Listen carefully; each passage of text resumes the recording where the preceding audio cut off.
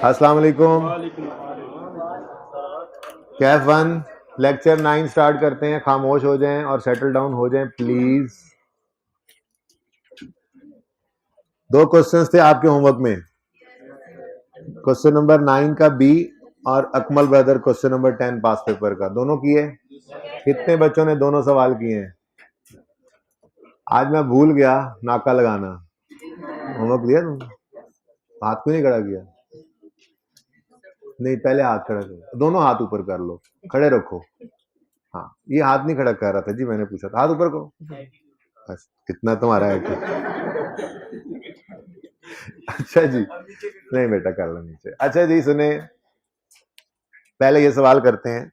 आपको 3 एक्सचेंज के scenarios, 3 scenarios बताए थे जिसमें एक्सचेंज की ट्रांजैक्शन हो तो कॉस्ट ऑफ न्यू डिटरमिन करने के लिए हमारे सामने आ सकते हैं। तीनों में से कोई एक आ सकता है। और मैंने कहा था नॉर्मली आई कैप नंबर 1 के ऊपर जाता है जरा, क्योंकि उसमें गलती के चांसेस ज्यादा होते हैं। लेकिन पिछली क्लास में तजर्बा ये हुआ, प्लीज बेटा चुप कर दें, कि नॉर्मल वाला जो होता है कि अगर fair value of new he given हो तो वही कॉस्ट होती है। ये बच्चे भूल गए थे मुश्किल वाला समझने के बाद, तो मुश्किल वाला समझने के बाद आसान वाली बात भूल नहीं जानी, ठीक है। अच्छा चलें, ये क्वेश्चन पहले करते हैं। आईकेप ने तो रिक्वायर किया हुआ है कंप्यूट गेन और लॉस ऑन डिस्पोजल, जो मैंने कहा था आप किसी भी तरह से निकाल सकते हैं, प्लस माइनस कर दें, कैलकुलेशन करके जो भी करें, ठीक है। लेकिन मैंने रिक्वायरमेंट को बदल के कर दिया था कि जर्नल एंट्रीज पास करनी है आपने, ठीक है। तो मैं जर्नल एंट्रीज आपके साथ पास करता हूं इन तीनों ट्रांजेक्शन्स की। एसेट गिवन अप ओल्ड है और एसेट रिसीव्ड ये न्यू, ठीक है जी। अब पहले इतनी एंट्री लिख लें अगर हम, तो कोई मसला नहीं है। जैसे सिंपल डिस्पोजल हो तो हम पहले accumulation debit, cash debit, asset credit लिख लेते हैं। ऐसे ही एक्सचेंज की ट्रांजैक्शन में भी accumulation debit, asset debit new की कॉस्ट से और एसेट क्रेडिट ओल्ड की कॉस्ट से, ये पहले लिख लिया करें, ठीक है ना। अब मैंने कैश इसलिए नहीं लिखा पहले ही क्योंकि एक्सचेंज की ट्रांजैक्शन में सिर्फ कैश आता नहीं है, आ भी सकता है, जा भी सकता है, ये बताया था आपको, ठीक है ना। इसलिए 2 स्टेप्स मैंने मिस कर दिए फिलहाल, बाकी ये 3 स्टेप्स तो लिख सकते हैं, ठीक है। बहरहाल अगर ऐसे ना करना चाहें तो आप स्टेप वाइज भी चल सकते हैं, कोई मसला नहीं, जैसे आप कंफर्टेबल हैं वैसे करें, ठीक है। ट्रांजैक्शन 1, सबसे पहले पुराने एसेट की कॉस्ट को एसेट अकाउंट में से क्रेडिट करना है। कितनी है जी कॉस्ट? 10.3। 10.3 एसेट अकाउंट में से हमने क्रेडिट कर दिया, डन।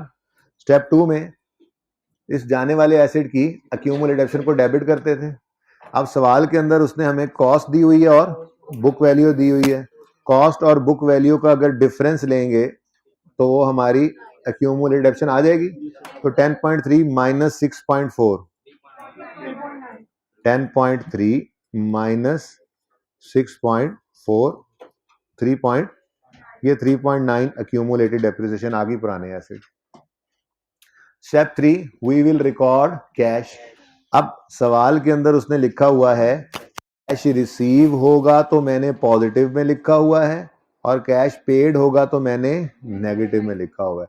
ये कोई इसके पीछे साइंस कोई नहीं थी आपको जी, ये पॉजिटिव वाला क्यों है रिसीव्ड और नेगेटिव, बस उसने लिख दिया। वो ऐसे भी लिख सकता था, कैश रिसीव्ड नेगेटिव साइन के साथ मैंने लिखा हुआ है और कैश पेड पॉजिटिव, वो बस उसने डिनोट करना तो उसने कर दिया, ठीक है। इसके पीछे कोई लॉजिक नहीं आपने ढूंढने लगे ना, सिंपल सी बात है। तो पहली ट्रांजेक्शन के अंदर कैश रिसीव हो रहा है या पे हो रहा है? यानी पहली ट्रांजैक्शन के अंदर वो नॉर्मैलिटी आ गई जो मैंने कहा था 99% ट्रांजैक्शन में नहीं आती, ठीक है। तो एक्सचेंज की ट्रांजैक्शन है, जरूरी नहीं है कि कैश पे ही करें। अगर हमारा एसेट जो हमने दिया है वो ज्यादा अच्छा है, जो नया एसेट लिया उससे उससे ज्यादा अच्छा एसेट हमने दे दिया है, तो हो सकता है कुछ कैश हम रिसीव भी कर रहे हो, ठीक है। एक बंदा जो है वो करोला दे के मेहरान ले ले तो मेहरान वाला कुछ पैसे भी देगा उसको साथ। जरूरी तो नहीं है कि एक्सचेंज की ट्रांजैक्शन के अंदर आपने जो अपना एसेट देकर नया एसेट लिया तो पैसे देने ही पड़े। तो इस ट्रांजैक्शन के अंदर भी कैश क्या हो रहा है? रिसीव या पे? रिसीव। तो कैश रिसीव हो रहा है तो कैश अकाउंट डेबिट करेंगे या क्रेडिट? तो ये देखो फिर मैंने कैश की इसीलिए जगह छोड़ी हुई थी। तो कैश कितना पे किया? 1.1, ठीक है जी। अच्छा अब रह क्या गया? न्यू एसेट की कॉस्ट। हमारे सवाल के अंदर उसने एस्टिमेटेड फेयर वैल्यूज दोनों की दी हुई हैं, लेकिन ये क्या है, अंदाजे हैं। ये वो अंदाजा है जैसे ये भाई साहब बैठे, क्या नाम है, जैन सर। जैन सर जो बैठे हैं, ये जैन सर कैलकुलेटर, ये कैलकुलेटर ऊपर करो ऐसे। ये भाई साहब कह रहे हैं मेरे इस कैलकुलेटर की कीमत 20,000 रुपए है मेरे नजर में, फेयर वैल्यू है इसकी। हम कह रहे हैं भाई इसका कोई एविडेंस है? अगर ये कहे हाँ है तो इसका मतलब ये वाकई फेयर वैल्यू इसने मार्केट से लगवाई है, और अगर ये कहे नहीं नहीं ये तो मेरा सिर्फ अंदाजा ही था, तो क्या मैं इसको फेयर वैल्यू कह दूंगा? मैं कहूंगा भाई ये तुम्हारे ख्वाब ही हैं, तुम्हारे हिसाब से ठीक है, माना अकाउंटेंट हो, तुम्हें कैलकुलेटर की बड़ी कीमत है, तुम्हारी इस कैलकुलेटर के साथ जो है वो तुम्हारा हाथ भी इस पे बहुत चलता है, बड़ी कीमत है तुम्हारे हिसाब से इसकी, लेकिन मार्केट के अंदर तो ये 200 रुपए में भी कोई नहीं लेगा। बात समझ रहे हो ना? ठीक है, तो इसी तरह से इन्होंने एस्टिमेटेड फेयर वैल्यू दी हुई है। अब नीचे जाके इसने बताया bullet 1, in case of transaction 1 fair value of both assets are reliably measurable. मतलब जो वो एस्टिमेट लगा हुआ है वो रिलायबल एस्टिमेट है, उसको हम कोरोबोरेट कर सकते हैं, उसका एविडेंस है, मतलब वो फेयर वैल्यू है। तो ये हमने कहा था कि fair value of both is given. तो मैंने वो कल पढ़ाया था, अगर fair value of both assets given हो तो हम फेयर वैल्यू ऑफ न्यू को इग्नोर कर देते हैं और फेयर वैल्यू ऑफ ओल्ड में प्लस माइनस कैश करते हैं। रूल भी लिखा था, ये देखो ये रूल लिखा था, if fair value of both old and new are given then cost of new क्या होती है जी, fair value of old plus minus cash. ठीक है, अच्छा जी, तो ये कल वाला याद है, ये 3 एग्जांपल्स जो कल हमने की थी। ठीक है, अच्छा जी, अब हमारे इस ट्रांजैक्शन 1 के अंदर क्या सिनेरियो बन गया जी कि फेयर वैल्यू ऑफ ओल्ड भी गिवन है और न्यू भी गिवन है। अगर दोनों ही गिवन है तो हम किसको लेंगे, ओल्ड को। ओल्ड की फेयर वैल्यू है 8.5। अच्छा, अब अगली बात, कैश पेड होगा तो मैंने कहा था प्लस करना, लेकिन अगर कैश रिसीव हो रहा है, जरा लॉजिकली भी सोचो ना, आपने इस नए एसेट को पाने के लिए क्या खोया, क्या खोया, खोया खाने वाला क्यों सोचते हो बार बार, क्यों सोचते हो ये, क्यों नहीं अकाउंटिंग में रहते हो, क्यों, क्या मसला क्या आप लोगों के साथ जी? आपने नया एसेट पाने के लिए क्या खोया, एक 8.5 मिलियन का एसेट फेयर वैल्यू थी, और दूसरा कैश भी खो दिया। नहीं, ये कैश तो रिसीव कर रहे हैं, तो इसलिए लॉजिकली सोचो ना कि fair value of old plus cash नहीं कर लेना। आपने 8.5 का एसेट तो खोया है, लेकिन ये कैश आपने पे नहीं किया कि आप कहो कि जी मैंने 8.5 का एसेट भी दिया और कैश भी दिया है, ये कैश दिया नहीं है, कैश रिसीव हो रहा है। इसलिए ये दोनों ही चीजें अब नॉर्मल, पहली ट्रांजैक्शन के अंदर दोनों चीजें गड़बड़ हो गई थी, ठीक है ना? बहरहाल उम्मीद है बच्चों ने सही कर लिया होगा। 8.5 फेयर वैल्यू ऑफ नहीं, एग्जामिनर को ये बताना है ना लिख के जरा कैसे हमने निकाला, ठीक है ना? तो fair value of old minus cash receive 1.1 जी, कितना आ गया 7.4। कितने बच्चों ने ये 7.4 निकाल नहीं लिया था? अच्छा, कितने बच्चों ने निकाल लिया था? तो जिन्होंने दोनों हाथ नहीं खड़ा किया वो कौन लोग हैं जी, बता दें जी। गेन है लॉस है, क्रेडिट साइड पे बैलेंसिंग फिगर आ रही है, डेबिट पे, क्रेडिट पे कितना 2.1 मिलियन का गेन आ गया। ठीक है जी, सेकंड ट्रांजैक्शन, फिर कॉस्ट ऑफ ओल्ड कितनी है जी, cost of old 12.4 asset account में से क्रेडिट कर दो। इसकी अक्यूमुलेटेड डेप्रिसिएशन निकालनी है तो 12.4 माइनस 7.3 करो, बुक वैल्यू 12.4 माइनस 7.3, ये बुक वैल्यू आ जाएगी ना? व्हाइट कपड़ों वाले भाई समझ आ रहा है जी? लेकिन ये लिख के बता देंगे ना एग्जामिनर को कितने कैसे निकाला जी हमने, ये 12.4 माइनस 7.3, बुक वैल्यू कितनी आ गई 5.1। Step 3, we will record cash. अब कैश रिसीवा है या पेया है? कैश पे कर रहे हैं, कैश का अकाउंट 2.1 से क्रेडिट हो जाएगा, तो इसीलिए मैंने दोनों की जगह ही छोड़ी हुई थी जी। कितना 2.1। नेक्स्ट, अगेन एस्टिमेटेड फिगर दोनों की दे दी उसने फेयर वैल्यू की, लेकिन नीचे जाके कहता है कि fair value of only asset received, यानी new is clearly more evident, यानी कि पुराने की फेयर वैल्यू वही फेयर वैल्यू जो ये भाई जैन सर बता रहे थे, ठीक है ना? मेरे हिसाब से इतनी बैठे रहो, सोचते रहो, तुम्हारे हिसाब से तुम्हारे एसेट की जो फेयर वैल्यू है, क्या उसको तुम कोरोबोरेट कर सकते हो? क्या उसका एविडेंस है, मार्केट से लगवाया है, प्रूव कर सकते हो?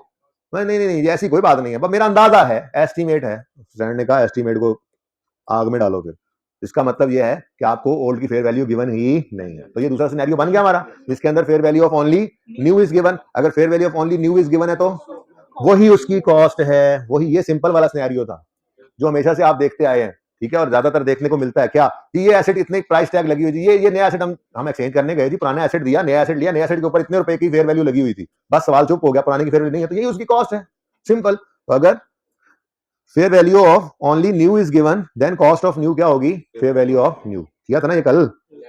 इसका मतलब ये हुआ कि कोई रेड ब्रैकेट नहीं लगेगी और 9 जो है वही कॉस्ट ऑफ न्यू बन जाएगी। ठीक है जी। ले भाई स्टेप 5 जो नीचे चला गया ना, स्टेप 4 से जी, बैलेंसिंग फिगर किस तरफ आ रही, डेबिट कितना 0.4, लॉस आ गया। ओके, लास्ट सारा कुछ वैसे ही। अच्छा देखो, अकाउंटिंग है, बच्चे की बात भी करते चले ना, किसी बच्चे ने ये नहीं सही निकाला तो उसका असर क्या होगा कि प्रॉफिट एंड लॉस वाली फिगर भी सही नहीं निकलेगी।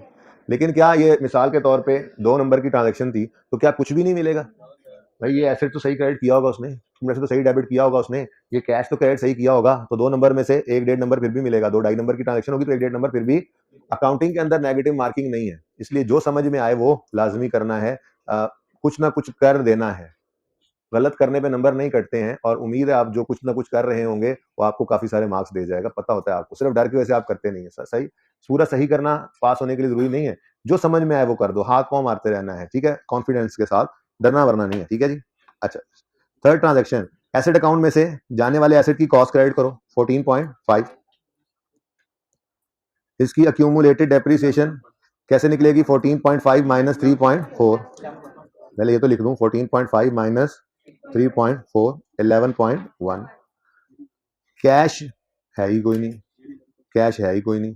अब अगली बात, फेयर वैल्यूज एस्टीमेट दे दिए उसने दोनों के, लेकिन बुलेट 3 में जाके कहता है दोनों की फेयर वैल्यू रिलायबली मेजरेबल, इसका मतलब फिर दोनों की फेयर वैल्यू ना हुई ना, तो फिर आखिरी हरबा क्या था, अगर fair value of both is not given, कल वाला सवाल सामने आएगा, अगर fair value of both assets is not given then book value of old तो है ना हमारे पास, book value of old plus cash paid minus cash receive, ठीक है। तो बुक वैल्यू सवाल में गिवन है जी, बुक वैल्यू कितनी है, ये बुक वैल्यू तो है 3.4, तो 3.4 प्लस कैश पे किया या माइनस कैश रिसीव किया, कुछ भी नहीं हुआ, तो प्लस ये मैंने लिख इसलिए दिया है ताकि आपको ये याद रहे कि ये मैंने book value plus minus cash किया, ठीक है जी।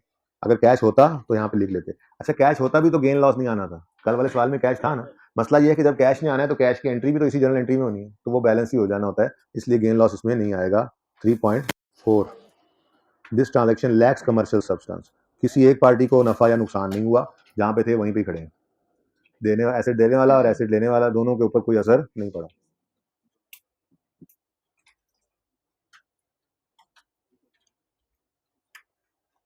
जी, कोई क्वेश्चन है तो पूछ लें।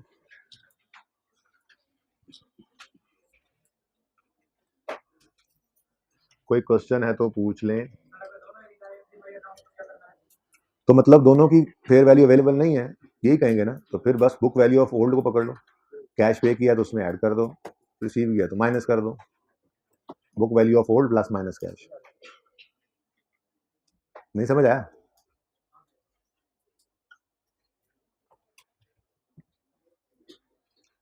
ठीक है जी, माशाल्लाह बच्चे अभी तक हाइब्रिड 2 में आ रहे हैं, हाइब्रिड बॉयज में, माशाल्लाह माशाल्लाह, जबरदस्त, माशाल्लाह आप लोगों का जो लेवल है ना सीरियसनेस का, कमाल है, कमाल।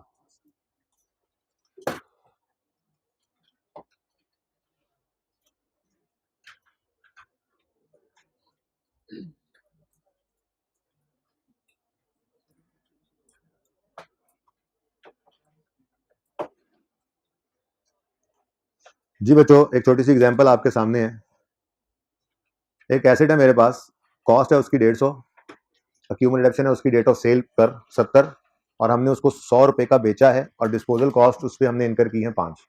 ये डिस्पोजल कॉस्ट होती क्या है, पहले तो इसकी बात कर लें।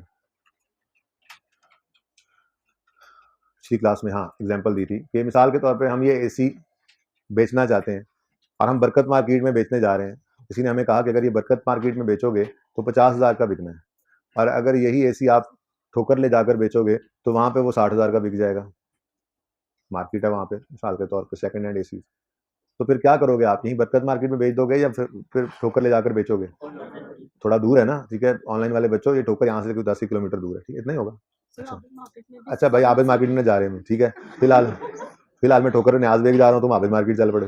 अच्छा आप सुनो, हम 50 की बजाय 60 में बेचना चाहेंगे, लेकिन एक मसला आएगा, वहां पर ले जाने के लिए रिक्शे वाले को 2000 रुपया भी पे करना पड़ेगा, ठीक है। तो ये 2000 रुपया रिक्शे वाले को हमने पे किया, ये डिस्पोज करने के लिए कॉस्ट इनकर की ना, एसिड की डिस्पोजल कॉस्ट ये कहलाएगी नहीं कहलाएगी, एसिड को बेचने के लिए ये कॉस्ट इनकर की, ठीक है।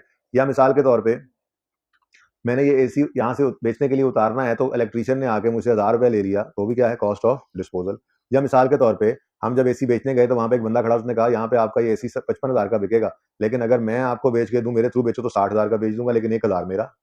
तो ये 1000 उसने कमीशन मांगा है, ये भी क्या है, डिस्पोजल। तो डिफरेंट डिफरेंट एग्जांपल्स हैं। बहरहाल इस टॉपिक की हद तक वो नाम नहीं लिखता डिस्पोजल कॉस्ट का, नॉर्मली वो डिस्पोजल कॉस्ट ही लिख देता है, जैसे हमारे सवाल में लिखा हुआ था, आपने घर पे जो किया, कॉस्ट ऑफ डिस्पोजल इज 5000, ठीक है ना, तो सही है। तो ये डिस्पोजल कॉस्ट क्या है, एसिड को बेचने के लिए अगर हमने कोई कॉस्ट इनकर की, ठीक है। अब एंट्रीज करते हैं, accumulated depreciation, debit, cash debit, profit and loss में बैलेंसिंग फिगर जाती है, वो देख लेते हैं। एसिड की कॉस्ट कितनी है, एसेट अकाउंट में से 150 क्रेडिट करेंगे, भाई अभी बाद में नोट करना, अभी सिर्फ देखो प्लीज, ये एग्जांपल है। एसेट अकाउंट में से एसेट की कॉस्ट कितनी क्रेडिट करेंगे, 150, और अक्यूमुलेटेड एक्शन मैंने कहा डेट ऑफ सेल की मैंने निकाल के दी हुई है, कितनी, 70। कैश कितना रिसीव किया, 100, बताओ गेन आया लॉस आया,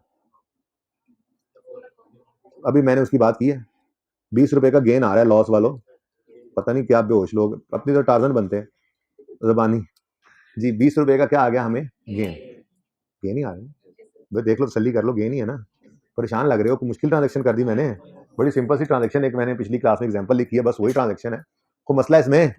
अच्छा, अब डिस्पोजल कॉस्ट एक एक्सपेंस है, एक खर्चा है, जैसे कोई भी एक्सपेंस की आप एंट्री करते हो, डिस्पोजल कॉस्ट की एंट्री है, मैंने एक्सपेंस समझाने के लिए साथ लिख दिया, disposal cost expense debit cash credit, खर्चा किया ना, तो बोलो, तो कोई भी खर्चा करें तो उसकी एंट्री क्या होती है, वो खर्चा डेबिट और कैश क्रेडिट।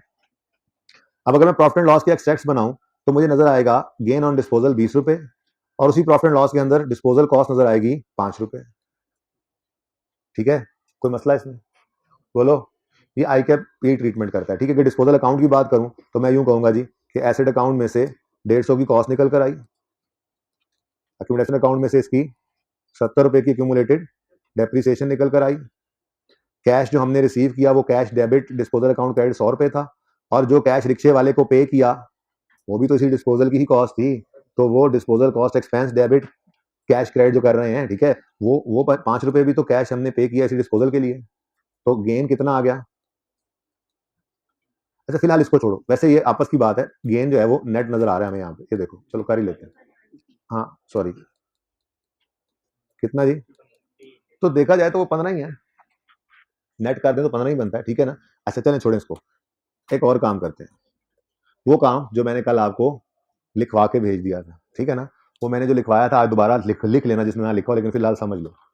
एसिड क्रेडिट किया हमने एसिड की कॉस्ट से, और एक्यूमुलेशन को डेबिट किया इस एसिड की एक्यूमुलेटेड डेप्रिसिएशन। अगली बात, मैंने आपको ये कहा था कि अगर सवाल में डिस्पोजल कॉस्ट आ जाए तो उसको सेल प्रोसीड में से माइनस करना, और नेट डिस्पोजल कॉस्ट को यूज कर लेना, जनरल एंट्री कर रहे हो तो उसमें, डिस्पोजल अकाउंट बना रहे हो तो उसमें। अब वो काम करके देखने लगा हूं मैं ये कह रहा हूं कि कैश मैंने रिसीव किया 100 रुपए, लेकिन इस सवाल के अंदर पता चला कि डिस्पोजल कॉस्ट भी है 5 रुपए, तो क्या असूल लिखवाया हुआ है कि 100 माइनस 5 करके 95 को जनरल एंट्री में रिकॉर्ड कर लो, तो कितना, 95। बताओ जी गेन है लॉस है, गेन है, कितना, 15 प्रॉफिट एंड लॉस में। अब अगर हम प्रॉफिट एंड लॉस अकाउंट, इस एंट्री वाला बंदा प्रॉफिट एंड लॉस अकाउंट में आ रहा हुआ तो उसके पास गेन और डिस्पोजल आ रहा होगा 15, मुझे बताओ क्या दोनों में कोई फर्क है। यहाँ पर 20 का गेन रिकॉर्ड करके 5 का एक्सपेंस भी रिकॉर्ड करें तो नेट में तो गेन 15 ही है, तो बोलो, ठीक है ना। तो वही काम हमने यहाँ पे कर दिया, लेकिन टाइम भी बच गया, आसान भी लग रहा है, 2 एंट्रीज की बजाय एक ही एंट्री हो गई, ठीक है ना। ऐसे डिस्पोजल अकाउंट के अंदर भी कोई फर्क नहीं पड़ना, सारा कुछ तो वैसे ही होना है, 150 70, फिर ये जो कैश है ना, कैश, इस कैश को बस हमने क्या करना है, 100 माइनस 595 कर देना, ठीक है ना। तो ये कैश को नेट कर देना है हमने, कैश जो है हमारी डेबिट साइड पे नजर नहीं आएगा इस अप्रोच के अंदर, और हमारे सवाल के अंदर आंसर इसका भी कितना आ रहा होगा, 15 ही आएगा। तो क्या दोनों में फर्क है जी, दोनों में फर्क क्या है, इधर देखो, यहाँ पे दूसरी एंट्री करना पड़ी इस अप्रोच में हमें ये दूसरी एंट्री करना पड़ी, और डिस्पोजल अकाउंट में भी ये 5 नजर आ रहा है, जबकि जो काम मैंने आपको लिखवा के भेजा था शॉर्टकट वाला, उसके अंदर क्या हुआ जी, उसके अंदर हमने सेल प्रोसीड्स में से इसको माइनस किया, नेट सेल प्रोसीड्स को जनरल एंट्री में यूज कर लिया, और वही नेट सेल प्रोसीड्स आपकी डिस्पोजल अकाउंट में भी यूज हो गई। आंसर पे कोई फर्क नहीं पड़ रहा, ठीक है ना। तो ये ऑप्शन 1 है ब्लैक वाला, और ऑप्शन 2 है ग्रीन वाला। आईकेएफ की किताब के अंदर ऑप्शन 1 हुआ होता है, लेकिन दोनों ही सही हैं। मैं अपने बच्चों को ऑप्शन 2 की तरफ लेके आता हूं, क्योंकि ये आसान है, इसमें टाइम भी बचता है, गलती के चांसेस भी बच जाते हैं, ठीक है जी। चले, तो अब ये बात प्रूव हो गई। अब सवाल के ऊपर आए, और जहां पे लिखी हुई है डिस्पोजल कॉस्ट, उसको अंडरलाइन करें। जिन्होंने कल नहीं लिखा था वो आज दोबारा लिख लें, और जिन्होंने कल लिखा था वो देख लें, यही वाली बात थी जो आज लिखी, तो लिखें जी। डिस्पोजल कॉस्ट को अंडरलाइन करें। डिस्पोजल कॉस्ट एडजस्टमेंट नंबर, ये आवाज मिस हो रही है, मुझे लग रहा है आवाज मिस हो रही है जी। डिस्पोजल, ये जहां पे लिखा हुआ है ना कॉस्ट ऑफ डिस्पोजल, ये कॉस्ट ऑफ डिस्पोजल को अंडरलाइन करके अपने पास यहीं पर लिख लें, आसपास कहीं पर जहां जगह मिले। अगर सवाल में डिस्पोजल कॉस्ट आ जाए, अगर सवाल में डिस्पोजल कॉस्ट आ जाए,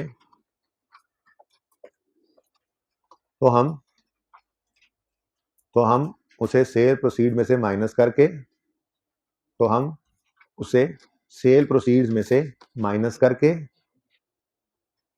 नेट सेल प्रोसीड्स को जर्नल एंट्री में यूज कर लेंगे। तो हम उसे सेल प्रोसीड्स में से माइनस करके नेट सेल प्रोसीड्स को जर्नल एंट्री में यूज कर लेंगे। ऐसी बात का लिखवाई होनी है, मफहूम तो यही होगा,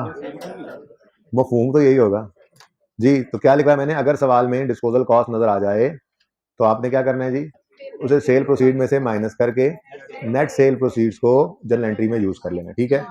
और उसके लिए मैंने आपको छोटी सी एग्जांपल से ये प्रूव भी कर दिया कि ये दो अलग अलग ऑप्शंस हैं, ठीक है। हम ऑप्शन 1 की बजाय ऑप्शन 2 को लिया करेंगे, ठीक है जी। आसान है, टाइम भी सेव हो जाता है, गलती के चांसेस भी कम हो जाते हैं।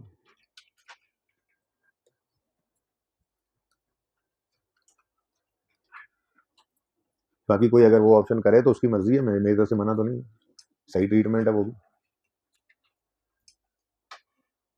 अच्छा जी,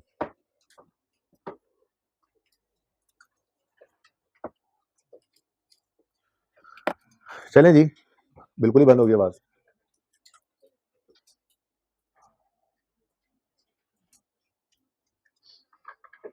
जी। अभी भी नहीं आवाज आ रही, अब आ रही है आवाज हाइब्रिड वालों, दोनों क्लास वाले बच्चे हाथ खड़ा कर दें। हाँ जी, सही है।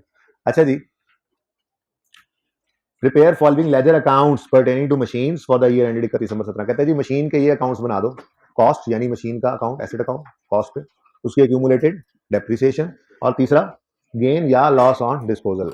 अच्छा आप सुनो, जिस बच्चे ने यहाँ पर गेन लॉस जनरल एंट्री से निकाला, उस बच्चे को नंबर नहीं मिलने, ये 4, ये नंबर किसको मिलेंगे, जो डिस्पोजल अकाउंट बनाएगा और उससे गेन लॉस निकालेगा। क्यों? क्योंकि सवाल ने स्पेसिफिकली कहा हुआ है ये वाले लेजर्स बनाओ, ओके, ठीक है। तो ऑप्शन नहीं है, हमने डिस्पोजल का लेजर बनाना है। 2 डिस्पोजल है, 2 डिस्पोजल के लेजर्स बना लेंगे। तो ये सवाल शुरू करते हैं, ठीक है जी। Following information is available in respect of machines of Akmal brothers. Balances of cost and accumulation of machines as on यकम जनवरी 17 वर 8 लाख और 3,33,000। तो यकम जनवरी 17 पर ब्रॉड डाउन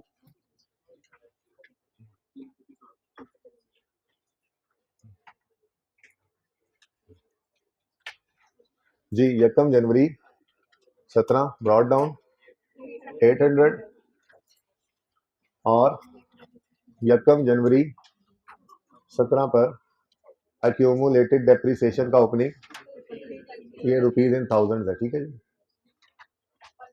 ट्रिपल, ठीक है जी।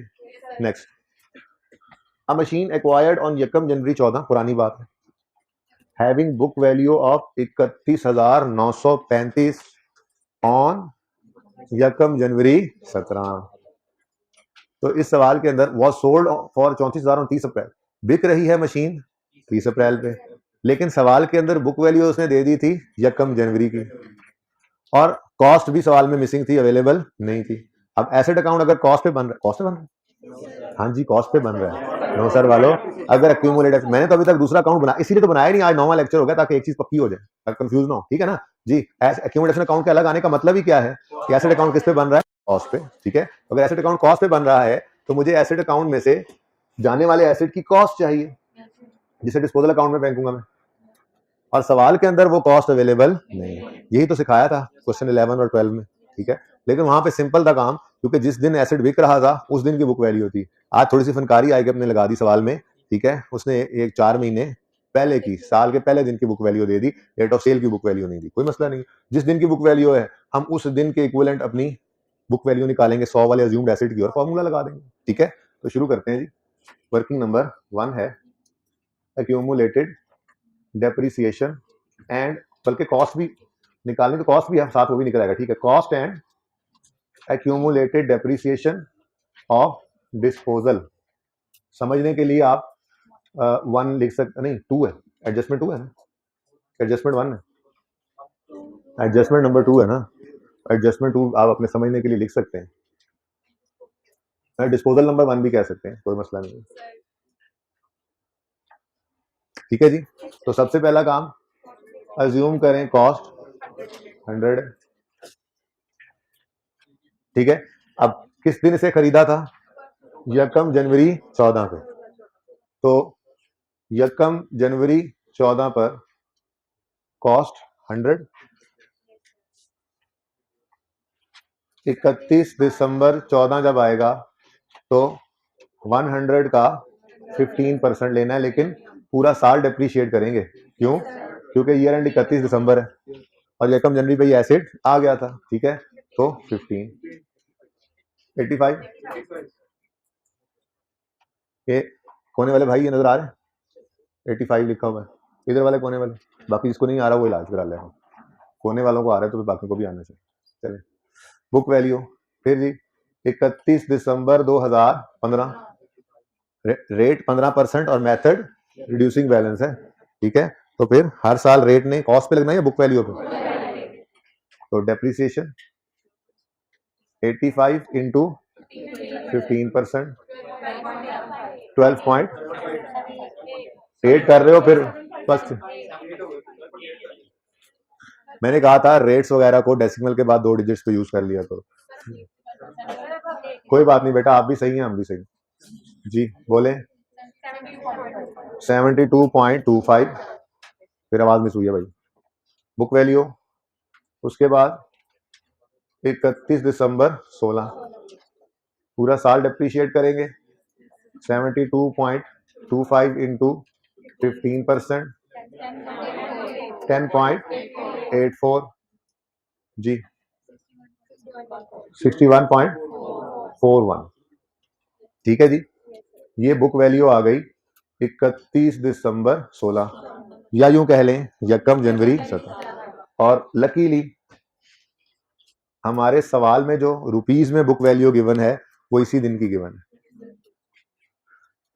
Machine acquired on 1 January 14 having book value of 31,935 on 1 जनवरी 17, 31,935 की बुक वैल्यू किस दिन है, 1 जनवरी 17 पे, तो हम भी बुक वैल्यू किस दिन की निकाल चुके हैं, 1 जनवरी 17 पे। हाँ वो अलग बात है कि हमने ये परसेंटेजेस में काम किया है और अभी रुपीस के अंदर हम ये फिगर निकालने लगे, ठीक है जी। तो फिलहाल यहाँ पे बाद में मिटा दूंगा, ठीक है जी। बताएं जी गिवन क्या है, गिवन ये है, गिवन ये है 31.935, ऐसे ही है, ये रुपीस में है, ठीक है। तो 31.935 ये 61.41% है, ऐसे ही किया था, ये 61.41% है, गिवन अमाउंट ओवर, याद किया था formula, given amount over given amount percentage into required amount percentage, मुझे कॉस्ट चाहिए, उसकी परसेंटेज सवाल में मैंने कितनी बनाई हुई है 100 जी, 52, ठीक है जी। अच्छा अब दरमियान वाली डेप्रिसिएशन कैलकुलेट करने की कोई जरूरत नहीं है हमें, हमें कोई उसमें हमको इंटरेस्टेड नहीं है उसके अंदर, ठीक है ना। बस कॉस्ट चाहिए थी, वो निकाल ली हमने। ओके, अब अगली बात, अक्यूमुलेटेड डेप्रिसिएशन निकल आएगी अब? अभी नहीं निकलेगी बेटा। अक्यूमुलेशन ऑफ डिस्पोजल हम निकालते हैं डेट ऑफ परचेज से डेट ऑफ सेल तक, लेकिन ये एसेट अभी बिका इस दिन नहीं बिका, ये यकम 17 को नहीं बिका, ये तो यकम अप्रैल 17 को बिका था। तो इसका मतलब 30 अप्रैल 17 को बिका था, इसका मतलब 30 अप्रैल तक इसको मजीद 4 महीने डेप्रिशिएट करेंगे, ठीक है। तो 30 अप्रैल 16 डेप्रिसिएशन। अच्छा, अब इस परसेंटेज को छोड़ो, ये देखो ये परसेंटेज, अच्छा कर लेते हैं, उसको सही कर लेता हूँ। ये जो काम है ना, बस अब ये साइड पे कर दो, इसकी अब हमें जरूरत नहीं है, इससे हमने कॉस्ट निकालनी थी, ठीक है ना। तो 30 अप्रैल 2017 तक जो डेप्रिशिएट करना है, तो अब जो अमाउंट रुपीज में गिवन है, रिड्यूसिंग बैलेंस मेथड है ना, रेट ने 52 पे नहीं लगना, रेट ने 31,935 रुपए पे लगना, ठीक है ना। तो 31.935 इंटू 15% इंटू 4/12 जी 1.6। आंसर क्या है? 1.06 आया है, तो 1.59 है। अच्छा जी, तो 1.6 कर लें जी, बड़ी मेहरबानी जी आप लोगों की। बुक वैल्यू बता दें जी। अब ये अपने कैलकुलेटर, ये सामने लिखा हुआ है ना कैलकुलेटर पे, ये लिख के इसका जवाब दीजिएगा प्लीज। 30.33 बेटा, इसमें से माइनस करो ना बेटा, ये 61.41 क्लोज कर दिया है मैंने इस ब्लू डिब्बे में। अब इसका मुझे कोई लेना देना इसके साथ नहीं है, ये कहानी खत्म हो गई है। इधर देखो, ये पर्दा डाल दिया अब मैंने इस पे, इसकी जरूरत अब नहीं मुझे। ब्रेड बन गई है ये चिकन ब्रेड, ठीक है ना, इसकी जरूरत नहीं है। इसकी जरूरत सिर्फ इतनी थी कि मैंने इसको यूज करके इस फिगर से कॉस्ट निकाल ली, दैट्स इट। अब मैंने इस 31,935 रुपए पर रेट लगाया है जो मुझे डेप्शन एक्सपेंस चाहिए फॉर द ईयर। तो कैलकुलेटर्स पे बराए करम वाओ मेहरबानी लिखें, नहीं आप लिखें, सब लिखें। नहीं नहीं, मुझे नहीं पता। 31,935 31,935 multiplied by 15% multiplied by 4/12, answer क्या आता है? 1.59 को हमने 1.6 किया। अब 31.935 लिखें, माइनस 1.6 करें, फीडर भी साथ लाया करें सारे बच्चे, ठीक है ना जी। 33 अच्छा जी 30.335, बस ये फिगर चाहिए थी हमें? नहीं, हमें बुक वैल्यू चाहिए नहीं है, हमें एक्यूमुलेशन चाहिए जी। एक्यूमुलेटेड डेप्रीसिएशन कैसे निकालेंगे जी? 52 माइनस 30.335, आंसर इज 21.67 ना। कर लें, कर लें 2 डेसिमल तक चला रहे थे ना, बस कर लें। ये क्यूमुलेशन ऑफ डिस्पोजल आ गई, क्लियर? ये वाला ये है, ये बुक वैल्यू है बेटा, cost minus depreciation book value, sorry book value minus depreciation book value. कहां से आया सवाल? इसकी समझ नहीं आ रही बेटा, रिड्यूसिंग बैलेंस मेथड है ना, उसमें हर साल रेट बुक वैल्यू पे लगता है। यकम जनवरी 17 की वैल्यू कितने रुपए है? 31,935 रुपए है। इस 31,935 रुपए में 15% लगाओ और 4/12 कर दो, क्योंकि ये 30 अप्रैल को बिक गया, ये डेप्रिसिएशन आ गई। और 30 अप्रैल 2017 पे इस 31,935 में से ये 1600 की डेप्रिसिएशन माइनस करो, तो ये बुक वैल्यू आ रही है, ठीक है। अब इस बुक वैल्यू और इस कॉस्ट से हमने एक्यूमुलेशन निकाल ली। क्या तो परसेंटेज आगे क्यों लाए यार, कुछ जरूरत है? बुक वैल्यू परसेंटेज वैल्यू यहाँ ले आओ, तुम 61 पे रेट लगाओ, फिर 61 पे रेट लगा के जो डेप्शन निकलेगी क्या वो रुपीज में? फिर परसेंटेज को रुपीज में कन्वर्ट करोगे। इधर क्या लिखा हुआ है, समझ गए हो? जरूरत नहीं है ना, देखो इसलिए मैंने इसको डिब्बे में बंद कर दिया। मैंने कहा बस कहानी खत्म, ये परसेंटेज की जरूरत है कॉस्ट निकालने के लिए, निकाल ली, बस कहानी खत्म। अब आगे तो इस रेट, अच्छा अगर स्ट्रेट लाइन होता तो इस 52 पे रेट लगाते, और अगर बुक वैल्यू रिड्यूसिंग बैलेंस तो बुक वैल्यू अवेलेबल है उस पर रेट लगा दिया, दैट्स इट। जरूरत नहीं है ना उसको, मैं डिब्बा लगा रहा हूं, मैं चिकन ब्रेड बना दिया मैंने इसकी, तुम लोग फिर भी 61 के पीछे पड़े हो। ये नहीं है सामने हमारे, देखो नजर आ रहा है किसी को? ये नजर आ रहा है किसी को? ये नजर आ रहा है? यहाँ कहीं कोई 61% लिखा हुआ है? लिखा है ही नहीं, है ही नहीं, क्योंकि क्लोजा भाई ये है ही नहीं। ये क्यों नहीं है? क्योंकि इसका जो मकसद था वो पूरा हो गया। अब हम रुपीज में वापस आ गए, ठीक है जी। अब बोले नहीं भाईजान, ये है ही नहीं, आप इसके अलावा कोई बात करना चाहें तो कर लें, वो भी सही है भाई। अच्छा जी नेक्स्ट, वो बिल्कुल सही है भाई, बिल्कुल सही है। स्टेप 1 में, आवाज बंद कर दी आपने जी। हाँ जी बच्चों, रिकॉर्डिंग ऑन है जी बच्चों, आवाज नहीं जा रही यार, उनको पॉज करें जी बच्चों। तो स्टेप 1 में एसेट अकाउंट में से एसेट की कॉस्ट निकालनी है, ये अवेलेबल नहीं थी, ये बनाने के लिए ये पैकिंग से बाहर था, और जब ये 52 निकल आया, इसको मैं मिटा भी दूं ना, मैं मिटा नहीं रहा क्योंकि आपने फिर नोट करना होगा, पिक्चर लेनी होगी, बाद में पता लगे कैसे निकला है, ठीक है ना, इसलिए मैंने मिटाया नहीं, वरना मैं मिटा भी दूं, जरूरत नहीं है मुझे इसकी अब, ठीक है। तो स्टेप 1 में ये कॉस्ट माइनस करनी है, क्रेडिट करनी है एसेट अकाउंट में से। स्टेप 2 ये अक्यूमुलेटेड डेप्शन डेबिट करनी है, क्योंकि ये डेट ऑफ परचेज से डेट ऑफ सेल तक की अक्यूमुलेशन, ठीक है। स्टेप 3 में कैश रिकॉर्ड करेंगे और स्टेप 4 में गेन लॉस निकल आएगा, सिंपल डिस्पोजल है, ठीक है। तो स्टेप 1 एसेट अकाउंट में से जान वाले एसेट की कॉस्ट क्रेडिट कर दें, डेबिट करें इसको डिस्पोजल अकाउंट। यहां पे क्या लिखोगे, मशीन्स लिखोगे, मशीन्स अकाउंट किस दिन 30/4/17, 30/4/17 और डिस्पोजल। लेकिन आज पहली बार ऐसा हो रहा है, खैर हमारे तो सवालों में हो गया, पहले भी एक बार 11 और 12 तक किया था कि ये कॉस्ट हमें कैलकुलेट करना पड़ी, सवाल में गिवन नहीं थी। तो step 1 done. Step 2 we will debit the accumulated debtion account with accumulated debtion of disposal from date of purchase till date of sale। अगर इसको बहुत तकलीफ हो रही है ना, तो वो 52 को डेबिट करता करता करता यहीं पे पहुंच जाएगा इंशाल्लाह, ठीक है। अच्छा जी, तो 21/6/7 accumulated debtion अकाउंट में डेबिट और डिस्पोजल अकाउंट में credit.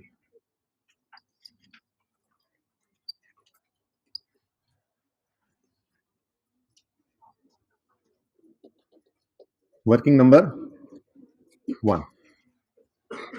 Step 3 we will record cash, और कैश कितना रिसीव हुआ है जी, कैश रिसीव हुआ है 34,000, लेकिन इस सवाल में डिस्पोजल कॉस्ट भी आ रही है 5,000। तो मैंने आपको क्या सिखा दिया है, अगर डिस्पोजल कॉस्ट नजर आए तो उसको 34 में से माइनस करो, नेट डिस्पोजल प्रोसीड जो है, नेट सेल प्रोसीड जो है, वो उनको जनरल एंट्री में या लेजर में ले आओ, ठीक है। तो एसेट बिका है, कैश आया है, कैश का आना कैश अकाउंट में डेबिट, डिस्पोजल अकाउंट में क्रेडिट जी। तो कैश, लेकिन एग्जामिनर को बताना है, आपने लाजमी लिखना है ये 34 - 5 आपने कर दिया है, ताकि उसको नजर आए कि आपने डिस्पोजल कॉस्ट का क्या ट्रीटमेंट किया, ठीक है। तो ये कितना आ गया जी, ठीक है। और बैलेंसिंग फिगर किधर, क्रेडिट साइड पे 1.33। अच्छा, अब मैं ना वो अलग एग्जांपल ना करवाता, मैं यहीं पर ही जो है वो दोनों ट्रीटमेंट दिखा देता, लेकिन इस सवाल में एक मसला था, मसला नहीं मतलब समझ आना मुश्किल था। क्या, अगर मैं डिस्पोजल कॉस्ट को अलग रखता तो डिस्पोजल पे गेन आता और फिर वो डिस्पोजल कॉस्ट आती, और जब मैं नेट करता तो वो चेंज हो जाता, तो समझाना यहां से जरा मुश्किल था, इसलिए मैंने सिंपल एग्जांपल से आपको समझाया कि दोनों ट्रीटमेंट्स का काम एक जैसा ही है। जब एक बार समझ आ गया, उसूल पक्का बन गया, अब तो हमने रटल लगाया हुआ है कॉन्सेप्ट समझने के बाद। क्या, डिस्पोजल कॉस्ट नजर आए तो सेल प्रोसीड में से माइनस करो, नेट सेल प्रोसीड को एंट्री में इस्तेमाल करो, अल्लाह खैर सलाह, जवाब बिल्कुल ठीक होगा इंशाल्लाह। वो प्रूव कर लिया ना, अब तसल्ली है, अब हमें गम नहीं है, पक्का पता है कि ये काम करेंगे तो आंसर ठीक होगा, बस ये करेंगे, ठीक है, ओके। तो टेंशन मका हुआ। अच्छा जी, पहला डिस्पोजल डन, बोलो। ये वाली वर्किंग अब मैं यहाँ कर देता हूँ, फिर ये कर सकता हूँ। ये 52 कैसे निकला, यहाँ पे करके क्योंकि यहाँ मैंने ना दूसरी वर्किंग करनी है। 31.935 divided by 100 into divide by 6041 multiplied by 100, ये ऐसे निकला था, ठीक है ना। यहाँ पे मैंने दूसरी वर्किंग करनी है, ओके।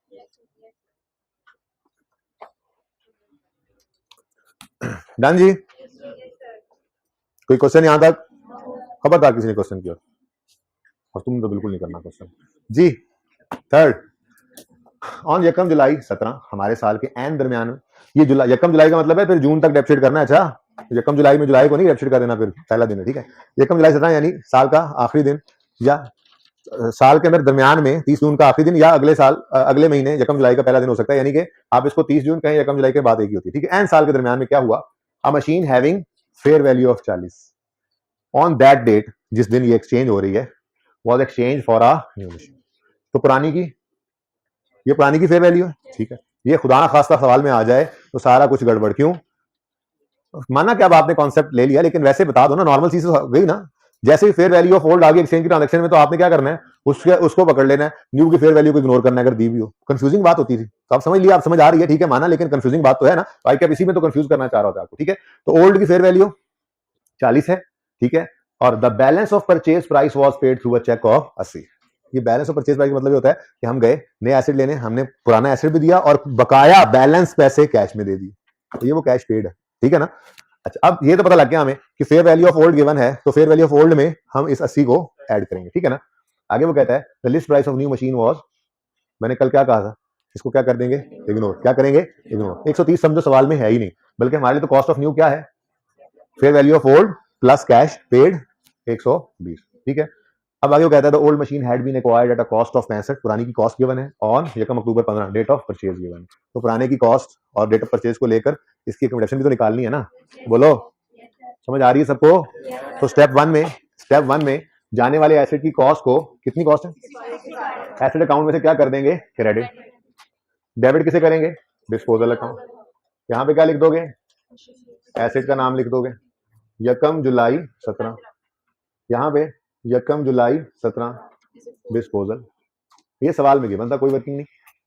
स्टेप 1 हो गया, बोलो। स्टेप 2, इस जाने वाले एसेट की एक्यूमुलेटेड डेप्शन को डेबिट करना है यहाँ से। अब वो स्ट्रेट लाइन मेथड नहीं है कि शॉर्टकट लगा लेते फटाफट, रिड्यूसिंग बैलेंस है तो सीली काम करना पड़ेगा। तो working number 2, accumulated depreciation of disposal through exchange, या ऐसे नंबर 3 एडजस्टमेंट लिख दें, कुछ भी लिख दें। पर्चे में तो ये ना भी लिखें तो काम चलेगा, फिगर्स लिखी होती है, यहाँ से उठा के आपने लिखनी होती है सवाल में, दोनों ही डिस्पोजल है, ठीक है। बहरहाल आपके समझेंगे कि मैं यहाँ पॉइंट 2 और यहाँ पॉइंट 3 लिख दिया।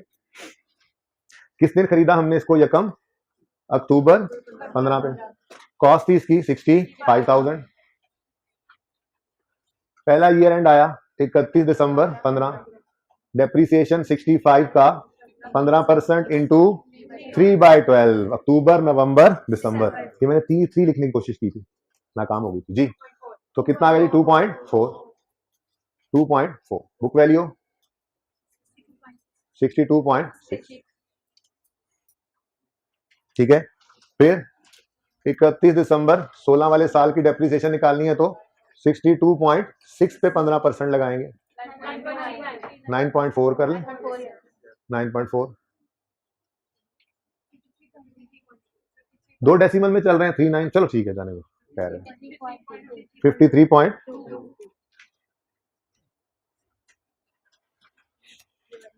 ठीक है जी। अब लेकिन ये हमारा साल शुरू होने जा रहा है, पिछले साल का एंड था ये 31 दिसंबर 2016, और यहीं से हमारा रेलेवेंट ईयर स्टार्ट हो रहा है, यकम जनवरी। तो इससे कंफर्टेबल हो जाता है ना ये डेट लिखने से, गलती नहीं होती डिडक्शन निकालते हुए, ठीक है। अच्छा जी, किस दिन ये एक्सचेंज हो रहा है जी, यकम जुलाई, मैं 30 जून लिख रहा हूँ, यकम जुलाई लिख लूँ, कहीं ये जुलाई आप ले ना जाए ना, ठीक है। तो 30 जून 17 तक इसको डेप्रिशिएट करना है। तो 53.2 इंटू 15% इंटू 6/12, 7 नहीं जी, यही तो मैं खप रहा था कि जुलाई ना ले लें आपने, फिर 7/12 घर पे किया ना 7/12 जी, 3.9, बस 3.9 ही रहने दें फिलहाल जी, 49.3।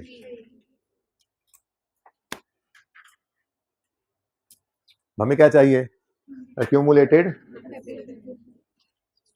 तो 65 माइनस 49.3, 15.7। स्टेप 1 में एसेट अकाउंट में से एसेट की कॉस्ट क्रेडिट करते हैं, हो गई है 65। स्टेप 2 में इस जाने वाले एसेट के एक्यूमुलेटेड को डेबिट करते हैं, वो कर लेते हैं आप, 15.7,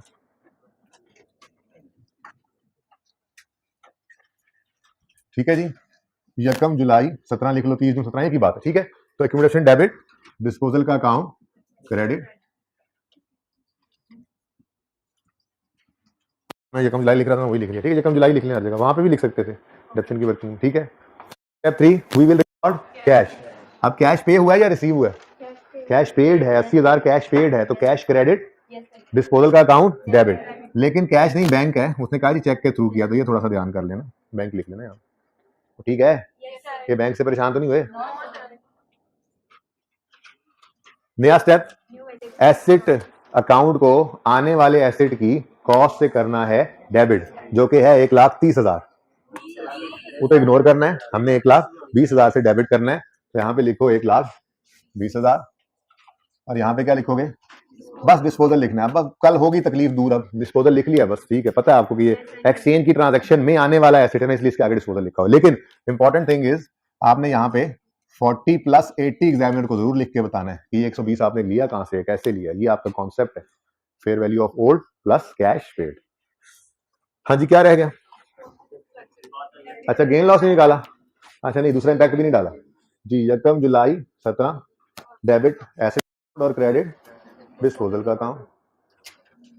चलो अब गेन लॉस ही बता दो। गेन है लॉस है? डेबिट साइड पे आ रहा है, तो फिर तो लॉस हुआ ना जी। ये फिर बेटा ये जो सामने लिखा हुआ है ना, इसी का आंसर मुझे चाहिए। आप लोगों के रजिस्टर्स के मुख्तलिफ आंसर नहीं चाहिए प्लीज। बच्चा घर बैठा परेशान हो जाएगा, ये फिगर निकली कहां से। जो जहां सामने फिगर दिखे वो लिखा बताया करें। तो यहाँ पे लिखी हुई कुछ फिगर है, वो घर पे बच्चा बैठा होता है जो, वो इससे भी परेशान हो जाता है कि ये 9.1 कैसे आ गया, 9.3 सर ने लिखा हुआ है, बनता 9.3 आ 9.1 रहा है, कौन सा कॉन्सेप्ट है जो मैं मिस कर रहा हूँ, फिर उसमें उलझा रहता है। तो जो सामने कैलकुलेशन लिखी है, जो फिगर बताया करें, ठीक है, अनलेस के वो सेम हो फिगर्स। डेप्शन एक्सपेंस रह गया बस। मेथड कौन सा है? रिड्यूसिंग बैलेंस मेथड है, तो बुक वैल्यू ऑफ ऑल में से book value of disposal minus करेंगे और फिर बकाया पे रेट लगे ओपनिंग एसेट्स की डेप्शन निकालते हुए, ठीक है। तो book value of all assets निकालने के लिए सवाल से कॉस्ट ऑफ ऑल उठाओ, ये 800, और अक्यूमुलेटेड रिडक्शन ऑफ ऑल उठाओ, 800 माइनस 333 करोगे तो ये सारे एसेट्स की बुक वैल्यू आ जाएगी। इसमें से माइनस करनी है डिस्पोज होने वाले एसेट्स की इसी दिन की बुक वैल्यू, यानी यकम जनवरी। ये सारे एसेट्स की यकम जनवरी 17 की बुक वैल्यू है। इसमें से 31.935 ये हमारे इस एसेट की ओपनिंग बुक वैल्यू है। इसके साथ वर्किंग लिखने की जरूरत नहीं है, ये सवाल में ऑलरेडी गिवन थी, ठीक है। और दूसरा एसेट ये बिका है, इसकी ओपनिंग बुक वैल्यू है 53.2, ये हमने कैलकुलेट किया जी, 53.2 वर्किंग नंबर 2 में। जो बाकी बच गए उन पे 15% लगा दो जी।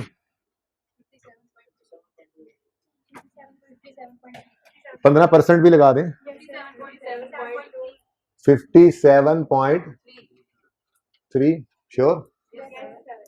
उसके बाद एडिशन, एक ही एडिशन है, 120 इंटू 15% इंटू 6/12 9।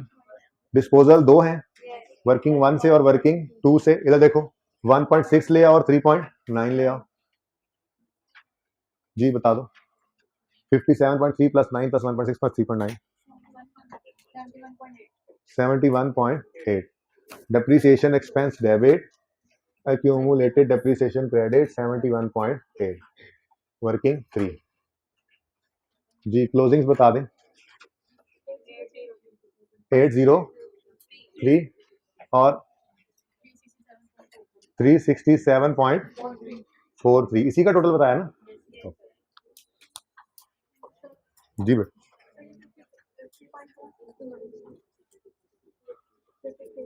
ये opening book value of all assets में से ओपनिंग बुक वैल्यू डिस्पोजल नहीं माइनस करते,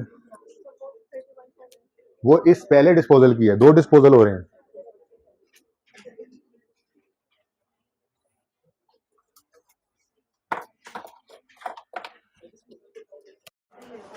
डिस्पोजल का अकाउंट कितनी बार बोलूं, जितने हो उतने बनाने। मैं कह रहा हूं नहीं बना सकते, वैसे बन सकता है, सही भी होता है, लेकिन आपके लिए सही नहीं है। आपने जितने डिस्पोजल उतने डिस्पोजल अकाउंट बनाने, ओके। वैसे पर्चे में गलत नहीं करेगा, किताब के अंदर सोल्यूशन में भी आपको मिलेंगे इकट्ठे बने हुए, 2 डिस्पोजल इकट्ठा अकाउंट एक बन गया, पर आपने कभी नहीं बना। आपने यूं समझना कि हमारा गलत हो जाएगा सवाल, इसी वजह से कह रहा हूं, आप अच्छा कॉन्सेप्ट बनता जा रहा है, बनने दें, चीजें पक्की होती जा रही है, ठीक है ना। जितने डिस्पोजल हो बस आपने हमेशा अलग अलग रखना है उनको, ठीक है।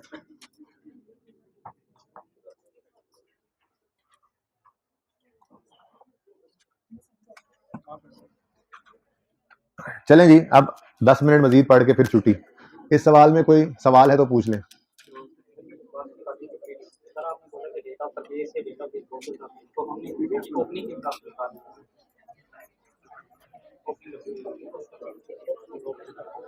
भाई साहब, ओपनिंग बुक वैल्यू, बेटा प्लीज चुप करेंगे। ओपनिंग बुक वैल्यू इस साल की जो है, उस पे इस साल की डेप्शन निकालनी है हमने, वो 6 महीने की है। कॉस्ट बेटा, इस साल की डेप्शन रिड्यूसिंग बैलेंस मेथड है, तो कॉस्ट पे तो रेट नहीं लग सकता ना। इस साल की डेप्रिसिएशन निकालनी है तो इस साल की स्टार्टिंग बुक वैल्यू पे रेट लगेगा, वो है 31,935, उस पे रेट लगा के 6 महीने की डेप्शन हमने निकाल ली। ये डेप्शन एक्सपेंस में शामिल हो गई, आप वर्किंग 3 के अंदर देखें अगर तो, ठीक है। जरा उधर ही ले जाए आमिर भाई, ये वर्किंग देखें तो आपको 1.6 की डेप्रिसिएशन ऐड होती नजर आ रही है। ये इस साल की डेप्शन यहाँ पर ऐड हुई और एक्यूमुलेशन अकाउंट के अंदर क्रेडिट हो गई। अब जब अकोमोडेशन अकाउंट के अंदर से इस एसेट की सारी जिंदगी की डेप्रिसिएशन को डेबिट करना है तो वो सिर्फ 1.6 तो नहीं है, वो तो उसकी सारी जिंदगी की डेप्रिसिएशन है। वो कहां से कहां तक होगी, वो आप वर्किंग में देखो तो 1 अक्टूबर से खरीदा था जब से 500, वो कितने का नजर नहीं आ रहा मुझे यहाँ से, 52, ये 52 का एसेट डेप्रिशिएट होते होते होते होते होते होते होते होते 31,935 साल के स्टार्ट में था और 6 महीने मजीद डेप्रिशिएट होकर ये जो यहाँ नीचे आ रहा है 30,000 या 3,3,5 यहाँ पे पहुंच गया। तो अगर सारी जिंदगी की डेप्रिशिएशन निकालनी है तो कॉस्ट में से क्लोजिंग बुक वैल्यू ही माइनस करेंगे तो सारी जिंदगी की डेप्रिशिएशन आएगी ना। अगर आप इस तरह से नहीं निकालना चाह रहे हैं तो आप 52 से फिर डेप्रिशिएट करना शुरू करें रुपीज को, हर साल की डेप्रिशिएशन निकालें और हर साल की डेप्रिशिएशन को ऐड कर लें, आंसर फिर भी वही आना है। ठीक है ना, ये सारी चीजें की हुई हैं, पता नहीं पास पेपर का नाम देख के आप परेशान हो जाते हैं और बात कोई नहीं सर वो कॉन्सेप्ट होता है ना कि एग्जामिनर कुछ ना कुछ ऐसा पूछता है पास पेपर हाँ, बस ये मसला है आईकेएफ के स्टूडेंट का। सीधी बात को भी वो कहता है नहीं इतनी आसान बात कैसे आईकेएफ ने लिख दी होगी, जरूर कोई ना कोई गड़बड़ होगी। ऐसा कुछ होता नहीं है, जो सीधी बात हो सीधी होती है। हाँ जी, इसीलिए मुझे सही अकाउंटिंग नहीं आती। मेरी कॉस्ट अकाउंटिंग में टाइम लगती थी, मुझे वो बहुत अच्छी आती थी, वो किसी ने पढ़ानी नहीं थी। जो चीज बंदा दोबारा पढ़ता है ना ज्यादा अच्छी आती होती है ना।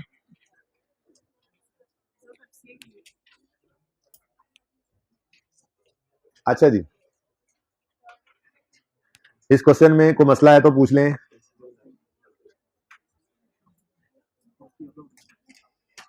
नहीं है, आज का काम शुरू करते हैं। प्रैक्टिस वाले 5 साल में बन जाते हैं और इंडस्ट्री वाले टीचिंग वाले 10 साल में। आर्टिकल्स भाई, आर्टिकल्स के बाद बंदा क्वालिफाई होता है मेरे दोस्त, क्वालिफिकेशन के बाद होती है ये बात। ये फिर बात कर लेंगे, किसी को कभी पढ़ लें।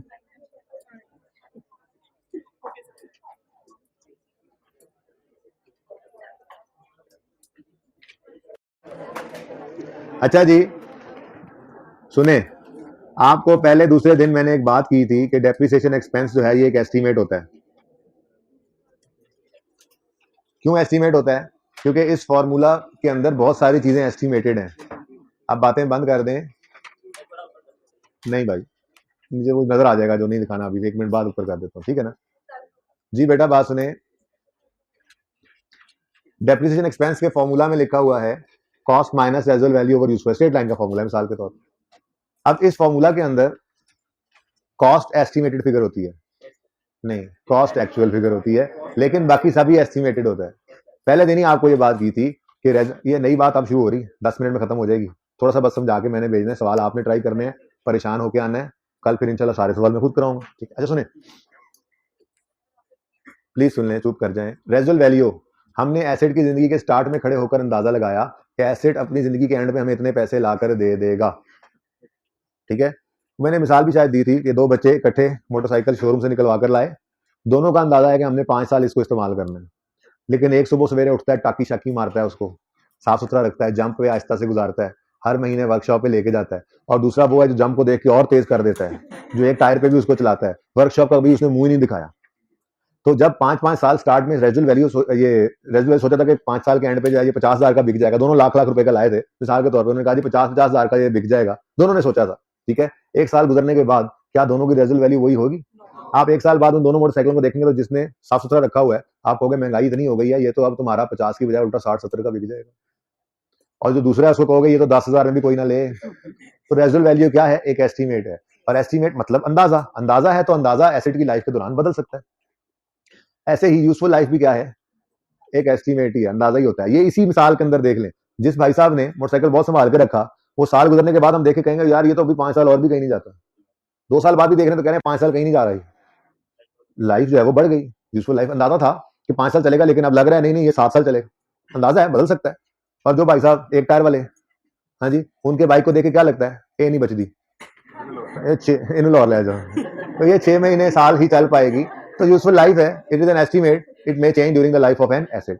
एक और चीज भी इस फॉर्मूला के अंदर, डेप्रिसिएशन के अंदर एक और चीज भी एस्टीमेट होती है, वो क्या होती है? लाइफ मैंने बोल दी है, रेजुअल वैल्यू भी मैंने बोल दी है, मेथड ऑफ डेप्रिसिएशन खुद भी एक एस्टीमेट है। ये डिस्कशन ज्यादा नहीं हुई थी, थोड़ी सी बात की थी, जरा ध्यान से आप सुन लो। बस मैं कोशिश ये करूंगा कम से कम पढ़ाऊं, वरना आपको सारा समझ आ गया तो फिर मजा नहीं आएगा ना। सुने सुने, दूसरी क्लास को भी जितना पढ़ाया बस वहां पर ब्रेक लग जाएगी। चुप कर जाए। आपका दूसरी क्लास का मैच ये है कि जिस जगह उनका फुल स्टॉप लगता है आपका भी वहीं पे लगना है, वरना मुझे अगले दिन भूल जाता है किसको क्या पढ़ाया किसको क्या नहीं पढ़ाया, मेरा मसला है। अच्छा जी फिर मैं ये सोचता रहता हूँ ये बात दूसरी क्लास में कर दी या नहीं कर दी, इसलिए मैं बिल्कुल एक जैसे ही रखता हूँ दोनों को, ठीक है ना। अच्छा ये सुने, वैसे आपको उनका मैच कोई नहीं है, वो बहुत अच्छे हैं सर पढ़ने आप वाले उनकी बच्चे। क्लास में नहीं, मैं बैठे उनकी हैं क्लास में भी यही क्या? कहता हूँ कि आप लोग बहुत अच्छे हैं। मैं उनको ये कहता हूँ क्योंकि मैं उनकी क्लास में एंटर होता हूँ तो कोई बच्चा मोबाइल पे नहीं बैठा होता, सब बच्चे सवालों को देख रहे होते हैं और किताबें खोली होती हैं। आपकी क्लास में जब एंटर होता हूँ, पीछे चलना शुरू करता हूँ, हर बच्चा मोबाइल पे लगा होता है। तो फर्क है ना जी, एटीट्यूड का फर्क नजर आता है। सीरियस बच्चे हैं, पढ़ने वाले हैं, होमवर्क सारे करके आते हैं, ठीक है, पढ़ाने वाली। अच्छा जी सुने, डेप्रिसिएशन मेथड ऐसे नहीं है कि जो मर्जी हम यूज कर लें। स्टैंडर्ड ने इसके ऊपर गाइडेंस दी हुई है कि आप डेप्शन, आपको पर्चे के अंदर शायद इस कॉन्सेप्ट को अप्लाई करने की जरूरत ना पड़े, लेकिन प्रैक्टिकली फील्ड में जाके शायद ये यूज करना पड़ जाए। स्टैंडर्ड ये कहता है कि आप एसेट से आने वाले बेनिफिट यानी फायदे का पैटर्न देखो। अगर तो आपसे आपके एसेट से आने वाले फायदे का पैटर्न हर साल बराबर है, तो ऐसा मेथड ऑफ डेप्रिसिएशन यूज करो जिससे डेप्रिसिएशन हर साल बराबर आए। तो हमने कहा वो तो स्ट्रेट लाइन मेथड, यानी आपने पैटर्न ऑफ बेनिफिट, क्योंकि देखो मैंने क्या कहा था, एसेट से कई साल फायदा आना है बिजनेस को, तो कॉस्ट को भी कई साल पे डेप्रिशिएट करो। तो जैसे उस फायदे का पैटर्न वैसे ही डेप्रिसिएशन का पैटर्न, ये स्टैंडर्ड की गाइडेंस, ठीक है ना। स्टैंडर्ड क्या कहता है, अगर हर साल फायदा बराबर बराबर आना है तो डेप्रिसिएशन मेथड भी वो यूज करो जिसमें डेप्रिसिएशन एक्सपेंस हर साल बराबर है। हमने कहा ठीक है जी, स्ट्रेट लाइन कर देंगे, क्लास से निकाल दूंगा तुम्हें ब्लैक शर्ट। जब बोल के तो देखो जरा, थोड़ा सा मुझे पता लग जाता है, ठीक है ना। अच्छा, फीमेल स्टूडेंट्स भी क्लास से निकल सकती हैं, कोई एग्जाम्पशन नहीं है उन्हें। अगर मिसाल के तौर पे स्टैंड कहता है आपके एसेट से आने वाला फायदा हर साल कम हो रहा है, जैसे नॉर्मली मशीन्स होती हैं, मशीनरी जो है, ये नॉर्मली मशीनरी जो होती है ना, ये अपनी जिंदगी के पहले सालों में एफिशिएंट होती है, बहुत अच्छा आउटपुट एफिशिएंसी, फिर वेयर एंड टेयर के साथ आहिस्ता आहिस्ता उसकी एफिशिएंसी आउटपुट कम होती जाती है। स्टैंड कहता है अगर आपका ऐसा एसेट है जो एसेट जैसे जिंदगी गुजरती जाती है उससे आने वाला फायदा कम होता जाता है, तो मेथड ऑफ डेप्रिसिएशन ऐसा यूज करो जिससे हर साल डेप्रिसिएशन एक्सपेंस कम होता जाए। तो हमने कहा वो तो रिड्यूसिंग बैलेंस है। रिड्यूसिंग बैलेंस मेथड आप देख लो, जितने सवाल किए हैं, हर साल डेप्रिसिएशन एक्सपेंस जो है वो कम होता चला जाता है, ठीक है ना। तो इसका मतलब ये हुआ कि डेप्रिसिएशन मेथड भी एक एस्टीमेट की बुनियाद पे हम सेलेक्ट करते हैं।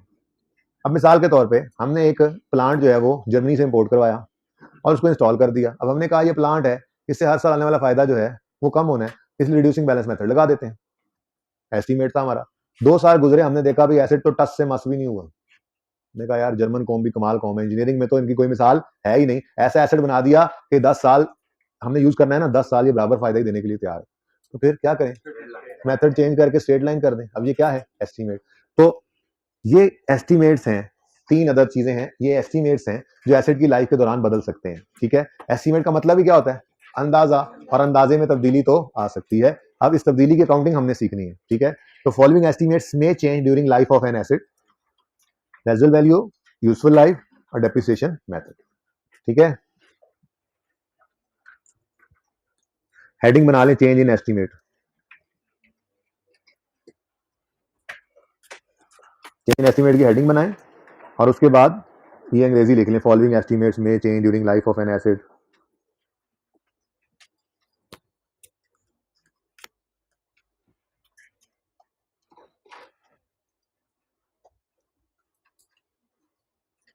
जल्दी कर लेंगे, फिर सवाल ये थोड़ा सा मैंने ऐसे बस थोड़ा सा ही कराना है ये सवाल, फिर 5 सवाल इस समय होमवर्क में छोटे छोटे, लेकिन वो 5 सवाल इंशाल्लाह मैं कल क्लास में आगे करवाऊंगा। जी बच्चों, चेंज इन एस्टीमेट लें जी। अब नॉर्मल डिस्पोजल मैंने पिछली क्लास वालों का आज फिर रह गया। एक बच्चा कहता है लगता है टेस्ट ही आना है, तो ऐसी बात नहीं है, असल में वो मुझे याद नहीं कराते। मैंने रोज कहता हूँ, वो भी लालच करते हैं चलो दूसरा कुछ और पढ़ लें, अच्छा यार ये जो पढ़ा रहे ही पढ़ते रहे। तो मैंने उन्हें कहा है कि कल अब नॉर्मल डिस्पोजल मुझे याद कराइएगा आते साथ ही, ताकि मैं पहले ये करवा दूँ, ठीक है ना। क्योंकि अब देखो ना, एंड पे क्लास के आगे उनके 10 मिनट रहते थे तकरीबन, तो मैंने कहा अब मैं ये पढ़ा दूं तो नई चीज तो पढ़ा नहीं सकूंगा, नई चीज नहीं पढ़ाऊंगा तो आपको खपने के लिए क्या चीज मिलेगी घर पे। इसलिए मैंने डिस्पोजल अब नॉर्मल वाले को फिर पेंडिंग कर दिया और चेंज इन एस्टीमेट की बात शुरू कर दी, ठीक है। अच्छा जी, started discussion on change in estimate, solved. मैंने सिर्फ एक क्वेश्चन सॉल्व किया, वो भी उस फॉर्मेट में नहीं किया जिस फॉर्मेट के ऊपर मैंने कल सारे सवालों को एक ही फॉर्मेट पे करना है। अभी सिर्फ डिस्कशन की और आपको जो है वो सवाल देकर भेज दी ताकि आप खप खुप के आ जाए कल, ठीक है। Mister Umar purchase an asset costing 20,000 on यकम जनवरी 12, लाइफ इज 10 साल एंड रेजुअल वैल्यू इज 2,000। ये जी हमने यकम जनवरी 2012 पर 20 रुपए का एक एसेट खरीद लिया।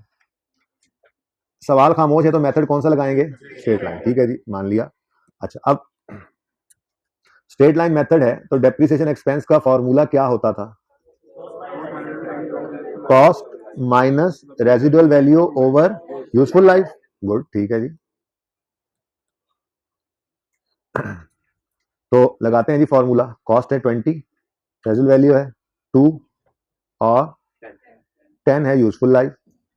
तो 1.8 और 1.8 एंड सो ऑन। हमने सोचा था कि डेप्रिसिएशन इस तरह से हर साल स्ट्रेट लाइन है ना, 1.8 आती रहेगी, 10वें साल के एंड पे 18 रुपए डेप्रिसिएशन हो जाएगी, 2 रुपए रेजिडुअल वैल्यू बच जाएगी।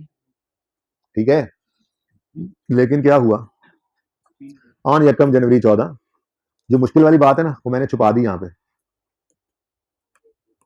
ये छुपा दी ताकि इसको मैं समझाऊं ना, और फिर घर पे अगले सवाल में जब आए तो आप परेशान खुद हो, फिर कल तो समझाऊंगा ही, ठीक है ना। अच्छा चलिए छोड़ो। ऑन यकम जनवरी 14, अच्छा अब यकम जनवरी 14 तक कितने साल गुजर चुके हैं?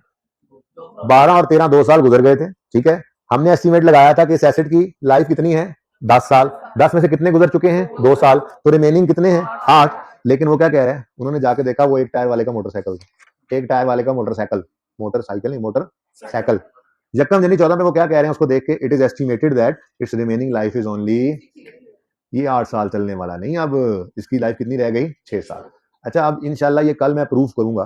ठीक है, प्रूफ क्या करना है आपसे ही पूछूंगा, आप खुद ही बताएंगे कि जी और को हल है ही नहीं।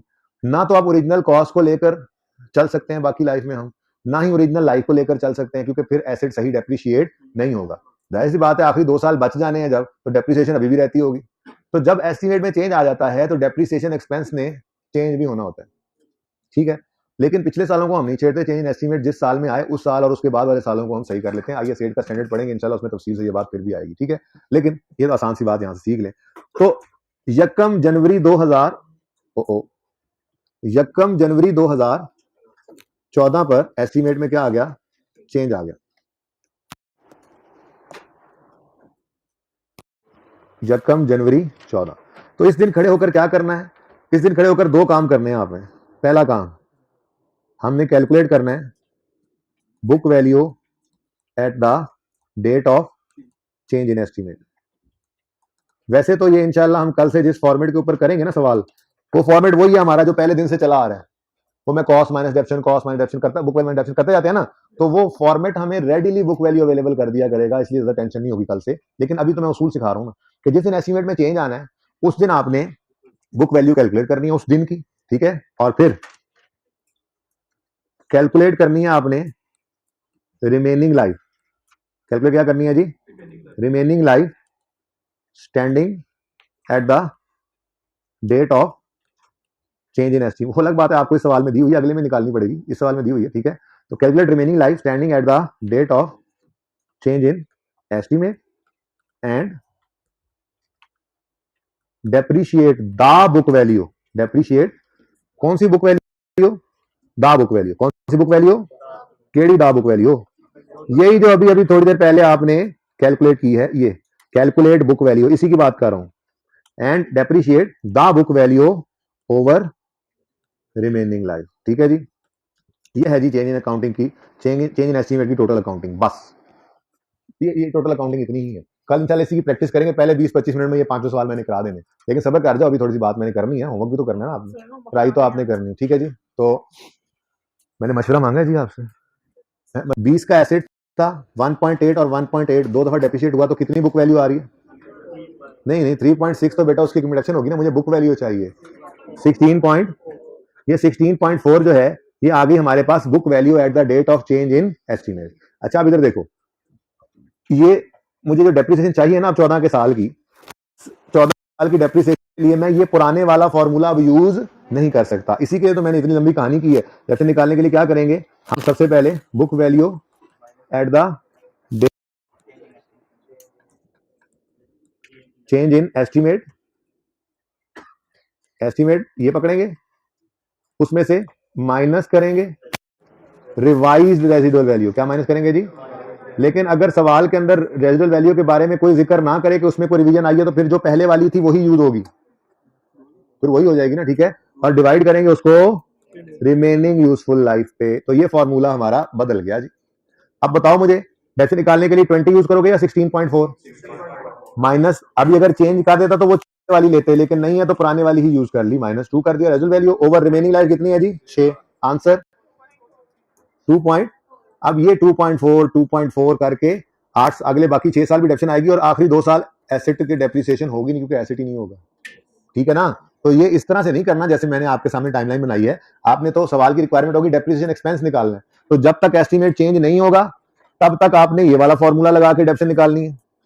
और सवाल के अंदर जब एस्टीमेट में चेंज आ जाएगा तो चेंज इन एस्टीमेट वाले दिन खड़े होकर बुक वैल्यू निकालनी और उस बुक वैल्यू में से रिवाइज एज वैल्यू माइनस करके रिमेनिंग लाइफ उसको डेप्रिशिएट करना है। मुझे पता है कोई मसले मसाइल आएंगे क्योंकि डिफरेंट सवालों के अंदर डिफरेंट सिनेरियोज हैं, कोई मसला नहीं है।